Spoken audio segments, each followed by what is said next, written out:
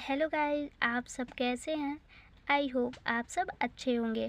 और आज हम रबनी बना दी जोड़ी का अंतिम भाग लेकर आ गए हैं। और इस स्टोरी में अभी तक हम सब ने देखा है कि राजमहल के सभी लोग जब कुलदेवी के मंदिर जा रहे होते हैं तभी कबीले के सरदार अपने झुंड के साथ उन पे अटैक कर देता है। और फिर अटैक करने के बाद रुद्राक्ष के सैनिक थोड़ा कमज़ोर पड़ रहे थे।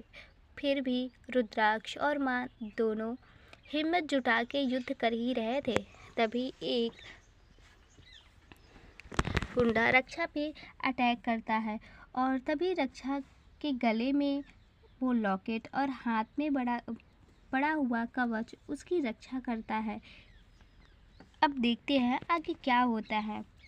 इसके बाद सभी राजमहल के लोग सुरक्षित कुलदेवी के मंदिर पहुंच गए।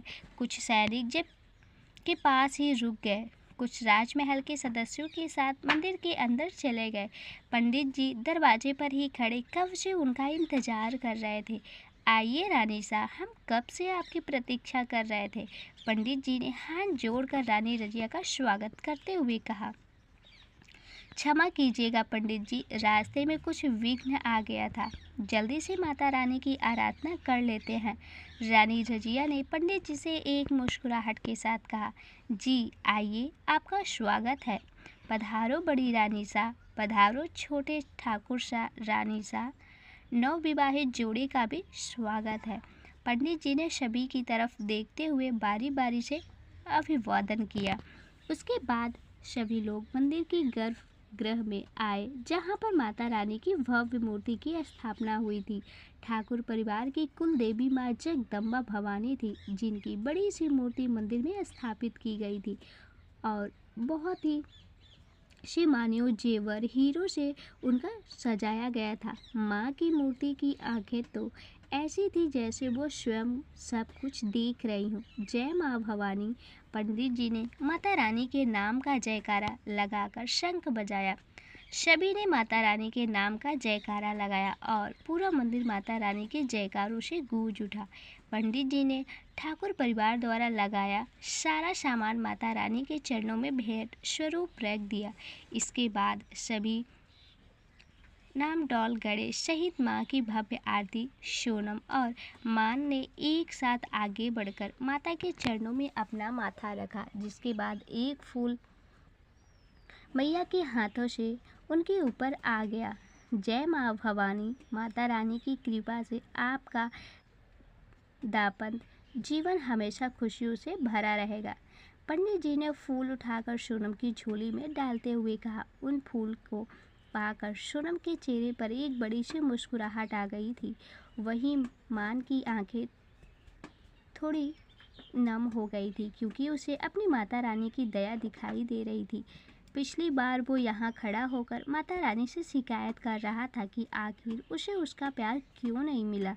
आज वो कुछ ही दिनों दोबारा से उनके सामने खड़ा था और इस बार माता रानी के हाथों से फूल उसकी और सोनम के लिए आशीर्वाद के रूप में बरसा था। मान को भी अपना प्यार मिल गया और वो भी हमेशा के लिए, क्योंकि सोनम अब उसकी पत्नी बन चुकी थी और उसका बंधन जन्मों जन्मों के लिए बंध चुका था। आप बहुत दयालु हो देवी माँ। आपने उस दिन मेरे दिल को पुकार सुन ली और मुझे मेरा प्यार दे दिया। आपके इस भक्त का आपको कोटि कोटि नमन।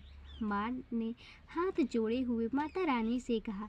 इसके बाद रुद्राक्ष और रक्षा ने भी आगे बढ़कर माता रानी के चरणों में अपना सिर झुकाया। उन दोनों के गले में माता रानी के हाथ से छोटी एक गेंदे के फूलों की माला आ गिरी। दोनों ने उठकर जब माता रानी को प्रणाम किया तो पाया कि एक माला ने उन्हें फिर से एक बंधन में बांध दिया था। उस एक माला में रक्षा भी थी और रुद्राक्ष भी। आप दोनों का रिश्ता जन्मों जन्मांतर तक का है। आपकी ये प्रेम कहानी सफल होकर रही थी। पंडित जी ने रुद्राक्ष और रक्षा को आशीर्वाद देते हुए कहा। रक्षा और रुद्राक्ष के चेहरे पर एक बड़ी सी मुस्कुराहट थी। माता रानी मुझे भी आशीर्वाद दीजिए कि मेरी भी उसी इंसान से जन्मों का रिश्ता जुड़े जिससे मैं प्यार करता हूँ। मोक्ष ने हाथ जोड़े माता रानी की मूर्ति की तरफ देखते हुए कहा। मोक्ष की बात सुनकर मंदिर की घंटियां बजने लगी। ऐसा लग रहा था मानो माता रानी ने कुछ संकेत दिया हो कि वो उसकी इच्छा जरूर पूरी करेंगे। माता रानी साक्षात आज ही विराजमान है और हर एक बातें सुन रही हैं। जिसके दिल में जो भी इच्छा हो वो मांग ले। पंडित जी ने सभी की ओर खुशी से देखते हुए कहा। वहाँ खड़ा हर इंसान अपनी आंखें बंद करके अपने दिलों में दबी ख्वाहिश माता रानी के चरणों में रख रहा था। आज उस मंदिर में ऊर्जा कुछ अलग सी थी। सभी माता रानी का आशीर्वाद लिया और फिर राजमहल के लिए वापस निकल गए। हाँ, सच में एहसास हुआ कि भगवान होते हैं। कोमल ने एक खुशी के साथ कुछ सोचते हुए कहा। भगवान हमेशा से ही थे कोमल जी, बदलता है तो इंसान के विश्वास, उसकी भक्ति, वरना कलयुग में अगर सतयुग जैसा इंसान होने लगे तो उन्हें भगवान के दर्शन सतयुग की तरह ही होंगे। मोक्ष ने कोमल की तरह देखते हुए कहा। कोमल ने एक मुस्कुराहट के साथ हाँ में सर हिला दिया। इस वक्त वो सभी जीप में बैठे हुए थे और घर जा रहे थे। रुद्राक्ष और रक्षा आगे की सीट पर बैठे हुए थे। वो भी उन दोनों की बातें सुन रहे थे। बिल्कुल सही कहा देवर जी आपने। कमियां इंसानों में आ गई हैं जिन वजह से वो इस युग में भगवान को देख नहीं पाता। कलयुग में तो सिर्फ भगवान का नाम लेने से ही भगवान मिल जाते हैं। तपस्या तो सतयुग में करनी पड़ती थी, लेकिन आजकल लोगों के विश्वास में कमी है। भगवान तो हमेशा से ही थे और है भी। रक्षा ने थोड़ा सा पीछे मुड़कर मोक्ष की तरफ देखकर कहा। मोक्ष ने भी एक मुस्कुराहट के साथ हाँ में सर हिला दिया। कुछ ही देर में सभी लोग राजमहल वापस आ गए। अब आप सब अपने अपने कमरे में जाकर आराम कर लीजिए। सब आज की वजह से काफ़ी थक गए हैं लगता है। रानी रजिया ने सभी को देखते हुए कहा। जी, सभी ने हाँ में सर हिलाते हुए कहा। वाकई में आज डाकुओं से लड़ते लड़ते सब थक गए थे। आज का दिन सच में काफ़ी रोमांचक और थकावट भरा था। रुद्राक्ष, बिंदनी सा को कमरे में ले जाओ। सोनम, बिंदनी सा, अब आप भी अपने पति के साथ जा सकती हैं। रानी रजिया ने रक्षा और कोमल की तरफ देखते हुए कहा। वहाँ पर मौजूद सभी लोग मुस्कुराने लगे। रानी रजिया दादी सा को लेकर उनके कमरे की तरफ चली गईं। उनके जाते ही रुद्राक्ष ने रक्षा को गोद में उठा लिया। उसकी इस हरकत से रक्षा की आंखें बड़ी हो गईं और बाकी सभी लोग भी मुस्कुराते हुए उन्हें देख रहे थे। रुद्राक्ष जी, क्या कर रहे हो? नीचे उतार दो, मुझे सब देख रहे हैं। रक्षा ने नजरें झुकाए धीमी आवाज में रुद्राक्ष से कहा। देखने दीजिए, हम अपनी पत्नी को उठाकर खड़े हैं। मासा ने आपको कमरे में ले जाने के लिए कहा है। रुद्राक्ष ने प्यार से रक्षा की तरफ देखते हुए कहा। आप भी ना। रक्षा ने शर्म के मारे अपना चेहरा रुद्राक्ष के सीने में छुपा लिया। मान ने भी सोनम की तरफ अपना हाथ बढ़ाया। सोनम एक मुस्कुराहट के साथ अपना मान के हाथ में रख दिया और फिर वो दोनों भी अपने कमरे की तरफ चले गए। कोमल भी अपने कमरे की तरफ बढ़ गई, लेकिन उसे महसूस हुआ कि कोई उसके पीछे था। उसने पीछे मुड़कर देखा तो सीधा मोक्ष के सीने से टकरा गई। मोक्ष जी, आप मेरे पीछे पीछे क्यों आ रहे हैं? आप अपने कमरे में जाइए। कोमल ने मोक्ष की तरफ देखते हुए कहा। सब अपनी अपनी वाली के साथ अपने कमरे में घुस गए हैं, तो मैंने सोचा क्यों ना मैं भी कुछ देर अपनी वाली के साथ कमरे में आराम कर लूं। मोक्ष ने कोमल की कमर में हाथ डालकर उसे अपने करीब खींचते हुए कहा। वो सब शादीशुदा हैं, समझे? और जिस दिन आप हमसे शादी कर लेंगे ना, उस दिन देखा जाएगा। कोमल ने मोक्ष की तरफ देखते हुए कहा। उसे दिन फिर आराम थोड़ी होगा कोमल जी, आराम के अलावा उस दिन सब कुछ होगा। मोक्ष ने कोमल के कान में फुसफुसाते हुए कहा। छी, चुप हो जाइए आप, कैसे कैसे बातें करते हैं। कोमल ने अपना चेहरा मोक्ष के सीने से छुपाते हुए कहा, अभी तो मैंने कुछ कहा ही नहीं है, क्योंकि तुम जो जरा से छेड़ने पर ही शर्मा जाती हो। जिस दिन मैं वैसी बातें करने लग गया तो। कोमल ने जल्दी से मोक्ष के होठों पर अपने हाथ रख दिए।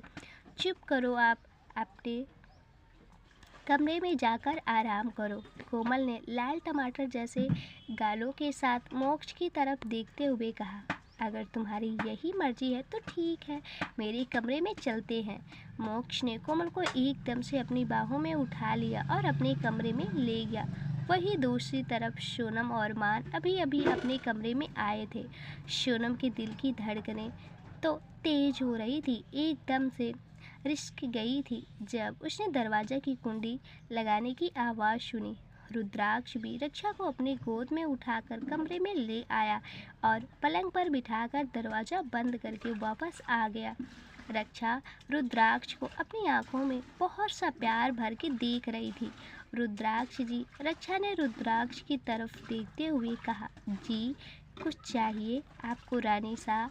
रुद्राक्ष ने रक्षा के पास पलंग पर बैठकर उसके गाल पर प्यार से हाथ रखते हुए पूछा। रक्षा ने एक छोटे बच्चे की तरह अपनी बाहें फैला दी, जैसे कह रही हो कि मुझे गोद में ले लो। रक्षा कैसे हरकत देखकर रुद्राक्ष के चेहरे पर एक मुस्कुराहट आ गई और उसने रक्षा को गले से लगा लिया।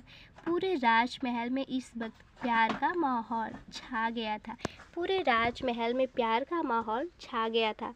रुद्राक्ष ने रक्षा को गले से लगाया हुआ था। दोनों ही एक दूसरे की बाहों में काफ़ी अच्छा महसूस कर रहे थे।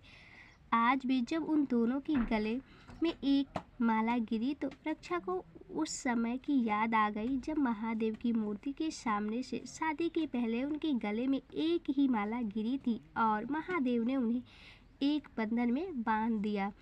क्यों मेरी छोटी रानी सा, आज बहुत प्यार आ रहा है हम पर? रुद्राक्ष ने रक्षा की पीठ को सहलाते हुए कहा, वो तो हमेशा ही आता है, आप हो ही इतने प्यारे। रक्षा ने एक मुस्कुराहट के साथ और टाइटली रुद्राक्ष को हक करते हुए कहा, अच्छा जी। रुद्राक्ष ने रक्षा के कान में इंटेंस वॉइस में कहा, हाँ पतिदेव। रक्षा ने एक मुस्कुराहट के साथ रुद्राक्ष से अलग होते हुए कहा। रुद्राक्ष ने उसके अलग होते ही उसका चेहरा अपने हाथों में भर लिया। थैंक यू हमसे प्यार करने के लिए। हम तो आपको अपना दिल दे बैठे थे, लेकिन अक्सर ही डरा करते थे कि क्या हम आपको पसंद आएंगे। ये सवाल अक्सर ही हमें परेशान किया करता था, लेकिन आपने हमें अपना कर हम पर एक एहसान ही कर दिया है। रुद्राक्ष ने एक मुस्कुराहट के साथ रक्षा की तरफ देखते हुए कहा। रक्षा घुटनों के बल बेड पर खड़ी हो गई और इसी तरह आगे बढ़ती हुई रुद्राक्ष की गोद में आकर बैठ गई। रुद्राक्ष जी, हमने आपसे कितनी बार कहा है कि ऐसी बातें मत किया करो, क्योंकि आप भी जानते हैं जितना खुश नसीब आप खुद को मुझे पाने से मानते हैं, उतना ही खुश नसीब मैं खुद को आपको अपने से मानती हूँ। आप जानते हैं हम दोनों एक दूसरे के बिना अधूरे थे। जब हम साथ आए तो हम दोनों की ज़िंदगी पूरी सी हो गई। जिस तरह से शिव पार्वती एक दूसरे के बिना अधूरे हैं, बिल्कुल वैसे ही हम दोनों भी एक दूसरे के बिना अधूरे हैं। रक्षा ने रुद्राक्ष की गर्दन पर अपनी बाहें लपेटते हुए उसके माथे से अपना माथा जोड़ते हुए कहा, ये तो सच है रक्षा जी कि आपके बिना हम कुछ भी नहीं है। ना जाने क्या जादू सा कर दिया है आपके प्यार ने हम पर कि अब हर सांस पर आपका नाम है। रुद्राक्ष ने रक्षा को अपने नज़दीक महसूस करते हुए कहा, इसे प्यार कहते हैं राजा सा। जब दो इंसान एक दूसरे से प्यार कर बैठे हैं तो उनके बिना ज़िंदगी अधूरी लगने लगती है। मैं बहुत खुश हूँ कि महादेव ने आप जैसा जीवन साथी मुझे दिया, मेरे सपनों से भी अच्छा राजकुमार। रक्षा ने एक मुस्कुराहट के साथ अपना माथा रुद्राक्ष के माथे से अलग किया और उसके माथे पर किस कर दिया। हम आपसे बहुत प्यार करते हैं रक्षा जी, बेहद बेइंतहा, जो किसी जन्म में भी ख़त्म नहीं होगा। मैं तो अगले 7 जन्मों तक क्या, हर उस जन्म तक आपका रहूँगा जब तक हम दोनों इस धरती पर आते रहेंगे। उसके बाद महादेव हमेशा के लिए हम दोनों को कैलाश पर रख लें। आप ही के साथ मैं वहाँ उनकी आराधना करना चाहूँगा। रुद्राक्ष प्यार से रक्षा की तरफ देखते हुए कहा। इस वक्त को दोनों एक दूसरे के काफ़ी करीब थे और एक दूसरे के किस में अपने चेहरे पर महसूस कर पा रहे थे। रुद्राक्ष ने भी रक्षा के माथों को चूमा और फिर उसके होठों को कब्जे में ले लिया। वहीं दूसरी तरफ मोक्ष जबरदस्ती कोमल को अपनी गोद में उठाकर अपने कमरे में आ गया, जो थोड़ी ही सी दूरी पे था। राजमहल की दीवारों के अलावा उन्हें किसी ने भी नहीं देखा था। कोमल तो बेहद घबराई हुई थी कि अगर किसी ने उन्हें यहाँ देख लिया तो वो क्या सोचेंगे। मोक्ष जी, आप क्या कर रहे हैं? छोड़िए, मुझे जाने दीजिए। अगर कोई देखेगा तो क्या सोचेगा? कोमल ने मोक्ष के कंधे पर मारते हुए कहा। कोई देखेगा तब सोचेगा ना, और अगर देख भी लेगा तो हमारी शादी करवा देंगे और कुछ नहीं होगा, समझी? मोक्ष ने कोमल की बात का जवाब देते हुए कहा। कोमल को तो समझ नहीं आ रहा था कि वो क्या करे। वो इस वक्त काफ़ी घबराई सी थी। उसके दिमाग में अजीब अजीब से ख्याल आ रहे थे कि मोक्ष उसे अपने कमरे में ले जाकर अपने साथ क्या करने वाला था। मोक्ष ने कमरे में आकर कोमल को नीचे रखा और पहले दरवाज़ा बंद करके लॉक कर दिया।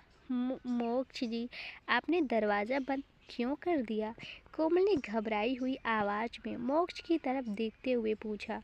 तो क्या खुले दरवाजे के साथ वो सब करने का इरादा है? मोक्ष ने कोमल की तरफ बढ़ते हुए कहा। कोमल तो उसकी बात सुनकर एकदम से घबरा ही गई थी। उसे समझ नहीं आ रहा था कि वो मोक्ष से कैसे बचे। मोक्ष की बातों से तो लग रहा था कि वो आज उसके साथ पूरी सुहाग रात मनाकर ही मानेगा। अच्छी मौसी, ये गलत है। मोक्ष जी, ये गलत है। आप प्लीज़ मुझे जाने दीजिए, कोमल ने नम आंखों के साथ मोक्ष से कहा। उसे ऐसे घबराया हुआ देखकर पहले तो मोक्ष को हंसी आ गई, क्योंकि वो तो उसके साथ मजाक कर रहा था। वो भी जानता था कि किसी लड़की को ऐसे शादी से पहले छूना ठीक नहीं है। अरे छोटा बेबी तो रोने लग गया। तुम कितनी मासूम हो कोमल, तुम सच में डर गई थी? सॉरी, मैं बस तुम्हारे साथ मजाक कर रहा था। अपनी लिमिट्स में अच्छे तरह से जानता हूँ, जो मैं शादी से पहले कभी क्रॉस नहीं करूँगा। मोक्ष ने कोमल के पास आकर उसके चेहरे को अपने हाथों में भरते हुए कहा। मोक्ष की बात सुनकर कोमल थोड़ा नाराज़ हो गई थी, क्योंकि वो सच में उसकी बातों में काफ़ी डर गई थी। आप बहुत बुरे हो मोक्ष जी, आपने मुझे डरा दिया। मैं आपसे बात नहीं करूँगी, मुझे जाने दो। कोमल ने मोक्ष पर गुस्सा करते हुए कहा और मोक्ष से जाने लगी। इससे पहले कोमल वहाँ से जा पाती, मोक्ष ने उसकी कलाई पकड़ के उसे रोक लिया। चाहे तो मेरी जान ले लेना, लेकिन कभी ऐसा ना कहना कि तुम मुझसे बात नहीं करोगी। तुमसे बात करने के लिए तुम नहीं जानती मैं कितना तरसता हूँ। मोक्ष ने अपनी बात काफ़ी इमोशंस के साथ बोली। उसकी तो बात उसके दिल से निकली थी, जो सीधा कोमल के दिल पर जाकर लगी। कोमल फिर से मोक्ष की तरफ मुड़ गई। मोक्ष की आंखों में उसने हल्की नमी देखी, जिससे वो समझ चुकी थी कि वो उसे कितना प्यार करता था। क्योंकि अगर एक लड़का किसी लड़की के लिए रो रहा है तो मतलब वो उससे इस दुनिया में सबसे ज़्यादा प्यार करता है, खुद से भी ज़्यादा। रुद्राक्ष ने रक्षा के होठों को कब्जे में ले लिया हुआ था। वो रक्षा को बड़ी सॉफ्टली किस कर रहा था। वो अपनी किस में अपना प्यार भर रक्षा को महसूस करवा रहा था। उन दोनों की किस जरा भी रफ या फैशनेट नहीं थी, बल्कि डीप और सॉफ्ट थी। रुद्राक्ष रक्षा को किस करता करता ही उसके साथ बेड पर लेट गया। रक्षा भी अपने पति के प्यार को महसूस करती हुई उसका किस के साथ दे रही थी। रुद्राक्ष का एक हाथ रक्षा की गर्दन के नीचे था और दूसरा उसके पूरे बदन को सहला रहा था। रुद्राक्ष ने धीरे से रक्षा की चुन्नी हटा दी और उसके गले पर धीरे धीरे सॉफ्ट किस करने लगा। रुद्राक्ष ने रक्षा के गले से होते हुए उसके क्लीवेज पर किस की और फिर उसके माथे पर। रुद्राक्ष जानता था आज उसकी पत्नी काफ़ी थक गई थी, इसलिए रुद्राक्ष ने उसे ज़्यादा परेशान नहीं किया और अपने ऊपर लेटाकर लेट गया। रक्षा रुद्राक्ष के सीने पर सर रखकर उसके दिल की धड़कनें सुन रही थी, जो उसकी सबसे पसंदीदा जगह थी। रुद्राक्ष की धड़कनें उसके लिए हर धुन से मीठी थी, जो अक्सर उसके लिए लोरी का काम कर देती थी। जब भी रक्षा रुद्राक्ष की धड़कनें सुनती थी, उसे सुकून महसूस होता था और वो सो जाती थी। आज भी ऐसा ही हुआ था। रुद्राक्ष की धड़कनों को सुनते सुनते उसे नींद आ गई। रुद्राक्ष भी उसके बाल सहलाते हुए सो गया। उसे भी लड़ाई के बाद थकावट सी हो गई थी। वहीं दूसरी तरफ सोनम एकदम से दरवाज़ा बंद होने पर घबरा सी गई थी। उसने पीछे मुड़कर देखा तो मान उसकी तरफ आ रहा था। आज मान उसे जिस तरह से देख रहा था, सोनम उससे ज़्यादा देर तक नजरें नहीं मिला पाई और उसने अपनी नजरें शर्म से झुका ली। सोनम को अपनी दुल्हन के रूप में सजा हुआ देखकर मान का दिल बेकाबू सा हो रहा था। डाकुओं से लड़ाई करके थक तो वो भी गया था, लेकिन इस वक्त अंदर आया प्यार की अलग बिजलियां दौड़ने लगी थी, जो उसे सोनम के करीब खींच रही थी। मान धीरे धीरे सोनम के करीब आ गया और उसने सोनम की कमर से उसे अपने करीब खींच लिया और खुद से सटा लिया। मान की बस एक छुअन से सोनम का दिल भी बेकाबू सा कर उसके दिल की धड़कनें और तेज कर दी थी। सोनम की सांसें भी अब भारी हो रही थी। आप आज बहुत खूबसूरत लग रही हैं सोनम जी, कि हम चाह कर भी खुद पर काबू नहीं कर पा रहे हैं, मान ने सोनम के करीब आते हुए कहा। सोनम के मुंह से तो शर्म के मारे एक शब्द नहीं निकल रहा था। वो तो बस शर्म से लाल हुए जा रही थी। मान ने सोनम की चीन पकड़कर उसका चेहरा ऊपर किया और उसकी आंखों में देखने लगा। अब आप हमारी हैं, अब हमें खुद को रोकने का भी ज़रूरत नहीं लग रही सोनम जी। हम आपसे बहुत प्यार करते हैं सोनम जी। आज आपको अपनी पत्नी के रूप में पाकर हम खुद की बेहद खुश नसीब मानते हैं। आप बहुत खूबसूरत हो सोनम जी, मान ने सोनम के होठों के करीब आते हुए कहा। सोनम ने बस अपनी आंखें बंद कर ली, जिसके बाद अगले ही पल मान ने सोनम के होठों पर अपने होठ रख दिए। मान सोनम को फैशन और बेसब्री से चूम रहा था। उसे कब से इस पल का इंतज़ार था, जब सोनम हमेशा के लिए उसकी बाहों में होगी। मान अपना प्यार सोनम को उस किस में महसूस करवा रहा था। मान का एक हाथ सोनम की कमर पर था और दूसरा सोनम की चुन्नी एक कर रहा था। मान ने सोनम की चुन्नी उसके बदन से अलग कर नीचे फेंक दी और फिर उसके गर्दन पर हाथ रख उसे इंटेंसली किस करने लगा। सोनम तो बस मान का साथ दे रही थी। मान उसे किस ब्रेक किए बिना अपनी गोद में उठाकर बेड पर ले आया। मान ने बड़े आराम से सोनम को बेड पर लेटा दिया और खुद उसके ऊपर आ गया। वो दोनों एक दूसरे में इतने मदहोश हो गए थे कि एक पल के लिए भी उन्होंने किस ब्रेक नहीं की थी। लगभग 15 मिनट की स्पीड इंटेंस किस के बाद मान ने सोनम के होठों को छोड़ा था। उसके बाद वो सोनम की गर्दन पर घर आ गया। मान ने सोनम को किस करने के साथ बाइट करना भी शुरू कर दिया। सोनम भी आंखें बंद किए अपने पति के प्यार को महसूस कर रही थी। सोनम ने अब तेज सांसें लेना शुरू कर दिया था। मान इस वक्त क्या ये सब मतलब हमें रात का इंतज़ार कर लेना चाहिए, सोनम ने खुद को जरा कंट्रोल करते हुए कहा। इस वक्त दोपहर थी और सोनम को अभी ये सब करना थोड़ा अजीब लग रहा था। वो मान के साथ पहले भी हम बिस्तर हो चुकी थी, पर का एहसास कुछ अलग सा था, क्योंकि आज उनकी सुहाग रात थी। सोनम हर पल लम्हा मान को महसूस करना चाहती थी, पर अभी नहीं, क्योंकि इस वक्त कोई भी उन्हें आवाज़ दे सकता था। अभी आधी सुहाग रात तो कर लेने दीजिए, पूरी रात को कर लेंगे, मान ने सोनम की ओर देखते हुए कहा। उसकी बात सुन सोनम फिर शर्मा गई। मान ने सोनम के क्लीवेज को किस करके उसके पेट के बल घुमा दिया। उसने सोनम के बाल उसके गर्दन से हटा दिए। सोनम चादर को कसकर मुट्ठी में भर तेज सांसें ले रही थी। मान ने धीरे से उसकी ब्लाउज की डोरी खोली और उसकी पीठ की हर इंच चूमने लगा।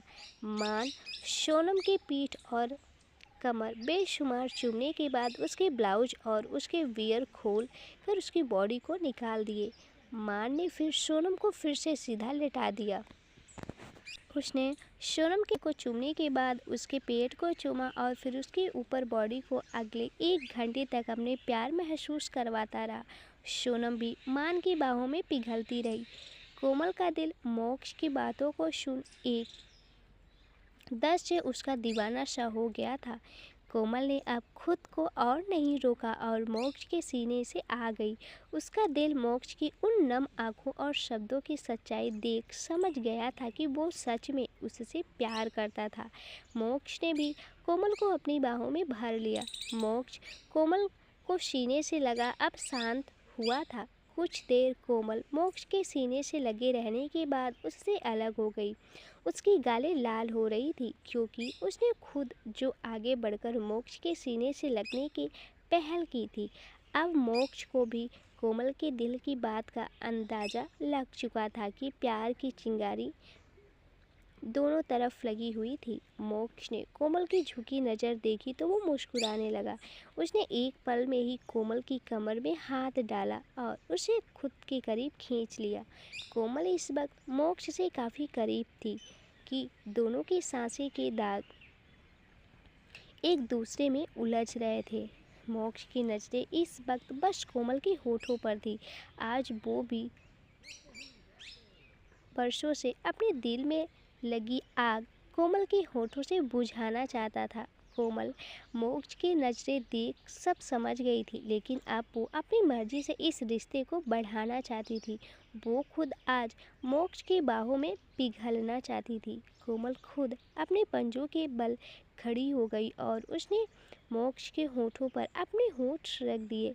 मोक्ष कोमल के एकदम से काफ़ी ज़्यादा शौक किया था। उसे तो विश्वास ही नहीं हो रहा था कि उसके गिलहरी ने खुद उसे किस किया था। एक डीप और फैशन नेट किस के बाद दोनों एक दूसरे से अलग हो गए। आई लव यू गिलहरी, मोक्ष ने कोमल की आंखों में देखते हुए कहा। आई लव यू टू मोक्ष जी, कोमल ने नम आंखों से मोक्ष की तरफ देखते हुए कहा। उसके कन्फेशन की फाइनली जवाब दिया। मोक्ष की खुशी का तो कोई ठिकाना ही नहीं था। वो इतना खुश था कि उसकी आंखें नम हो गई थी। उसने कोमल का चेहरा हाथ में भर लिया और पल भर से उसका सारा चेहरा चूम लिया।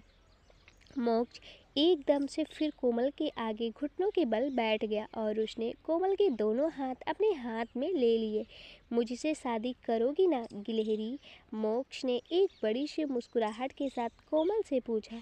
बिल्कुल, लेकिन उसके पहले आपको मेरे माँ पापा से मेरा हाथ मांगना होगा, कोमल ने एक मुस्कुराहट के साथ कहा और उसने झुककर मोक्ष के माथे पर किस कर लिया।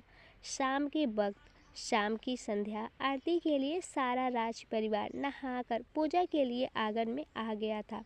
रुद्राक्ष, रक्षा, सोनम, मान, मोक्ष और कोमल एक साथ खड़े थे। रानी सा और दादी सा अपने सभी बच्चों को एक साथ देख काफ़ी खुश थे। बस सोनम, रानी और भोलेनाथ करे कि सभी किसी की नज़र ना लगे मेरे बच्चों को। रानी सा ने एक मुस्कुराहट के साथ राजा सा की तरफ देखते हुए कहा। हमले की खबर मिलते ही रुद्राक्ष के पिता फौरन राजमहल लौट आए थे। दोपहर को जब सब अपने प्यार से मशरूफ थे, राजा सा महल लौट आए थे और रानी सा रजिया और दादी सा के पास बैठे बातें कर रहे थे। रानी सा उन्हें मान, सोनम की शादी और रुद्राक्ष के अंश के आने की खुशखबरी दे दी थी। आरती से पहले ही सभी राजा सा का आशीर्वाद ले चुके थे। शादी और रुद्राक्ष के अंश के आने की खुशखबरी दे दी थी। आरती से पहले ही सभी राजा सा का आशीर्वाद ले चुके थे।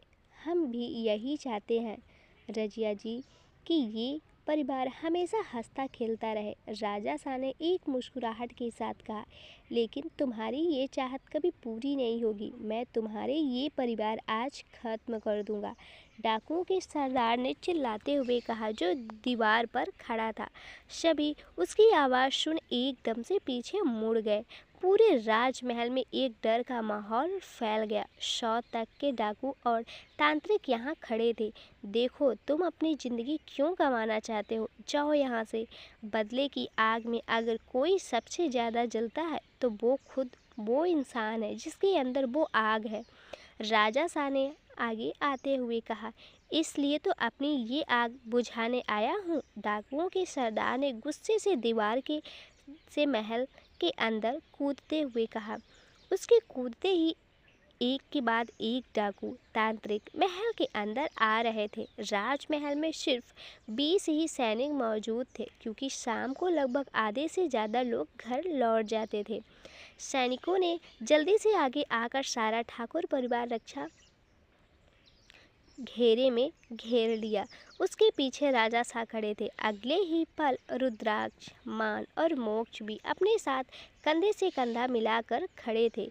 सभी औरतें पीछे खड़ी थी।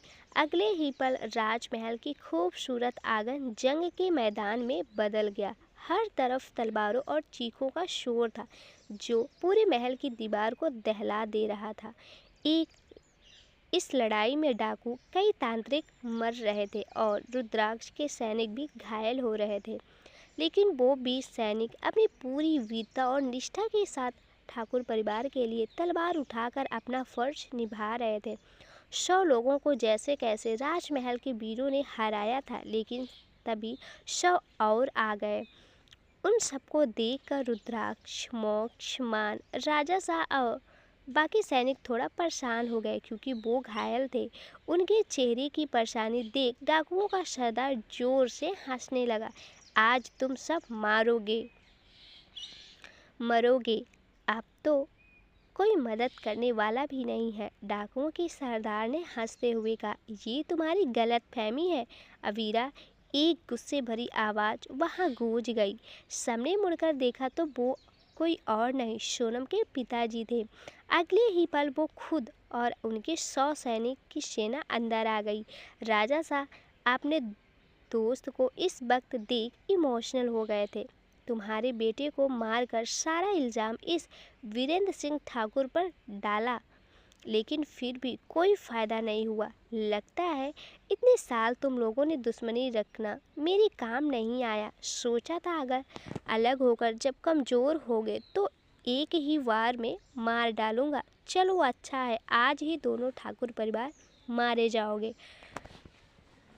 डाकू के सरदार रुद्राक्ष और सोनम के पिता की तरफ बारी बारी से देखते हुए कहा, ठाकुरों से उलझना आज तुम्हें महंगा पड़ेगा अबीरा। आज तुम यहाँ से जिंदा नहीं जा पाओगे। तुमने मेरे बेटे को छीन लिया और मेरे दोस्त के लिए भी मेरे मन में जहर भर दिया। तुम्हें आज मरना होगा। हर्षवर्धन चौहान ठाकुर ने गुस्से से गुजरते हुए कहा। अगले ही पल दूसरा युद्ध छिड़ गया और फिर ठाकुर जीत गए और डाकुओं का सरदार मारा गया। सोनम के पिता ने सबसे माफ़ी मांगी और दोनों दोस्त आज 12 साल बाद गले मिले। आज की जीत दोनों परिवारों के एक होने की वजह से और अच्छी हो गई। 10 महीने बाद ठाकुर महल में आज मिठाइयाँ और बधाइयाँ दी जा रही थी, क्योंकि हमारा बेटा 1 महीने का हो गया है। आपको बहुत बधाई हो। रुद्राक्ष ने रक्षा के माथे को किस करते हुए कहा। रक्षा एक मुस्कुराहट के साथ अपने बेटे को बाहों में लिए रुद्राक्ष के सीने पर सर रखकर खड़ी हो गई। आपको भी रुद्राक्ष जी, महादेव से प्रार्थना है, जैसे इसका रूप आप जैसा है वैसा भी कर्म भी हो। हमारा बेटा आप जैसा हो। रक्षा ने 1 महीने की रुद्रांश को प्यार से देखते हुए कहा। अब अगले साल आप जैसी प्यारी बेटी चाहिए हमें। रुद्राक्ष ने रक्षा के गाल को चूमते हुए कहा। रुद्राक्ष जी बस कीजिए, रक्षा ने एक शर्मीली हंसी के साथ कहा। वहीं दूसरी तरफ सोनम खुद को आईने में देख रही थी और मान उसे पीछे से हक किए खड़ा था।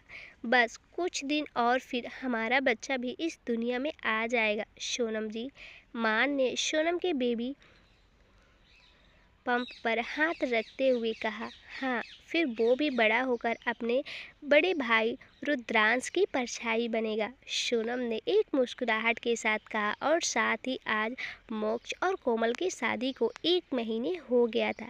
हैप्पी एनिवर्सरी गिलहरी, मोक्ष ने सोनम की बाहों में लिए हुए कहा। सेम टू यू पतिदेव, कोमल ने एक मुस्कुराहट के साथ कहा। रुद्राक्ष और मान ने तो पोती पोता देने की तैयारी कर दी। रानी माशा को अब हमारी बारी है, मोक्ष ने एक मुस्कुराहट के साथ कहा। इसके बाद मोक्ष ने उसके होठों पर अपने होठ रख दिए और दोनों एक दूसरे में खो गए। इसी तरह सबको अपना प्यार मिला और ये पार्ट यहीं एंड होता है। इस स्टोरी का पार्ट 2 भी होगा जिसमें रुद्रांश की लव स्टोरी होगी। उसकी शादी भी उन्हीं हालातों में होगी जैसे उसके माता पिता की हुई। बस इस बार की कहानी थोड़ी अलग होगी क्योंकि रुद्रांश अपने बेबी का दोस्त बन साथ रहेगा, ये बताए बिना कि वो उसका पति है, क्योंकि ज़बरदस्ती शादी की वजह से वो लड़की पहले रुद्रांश से नफ़रत करेगी। तो दोस्तों, अगर इसका 2 पार्ट देखना है तो प्लीज़ कमेंट करके बताइएगा। और इस कहानी का आज से एंड होता है। मुझे आशा है आप सबको ये कहानी बहुत अच्छी लगी होगी और मैं नेक्स्ट स्टोरी से भी बेहतरीन स्टोरी होगी जो मैं आप सबके लिए लेके आने वाली हूँ। थैंक यू दोस्तों।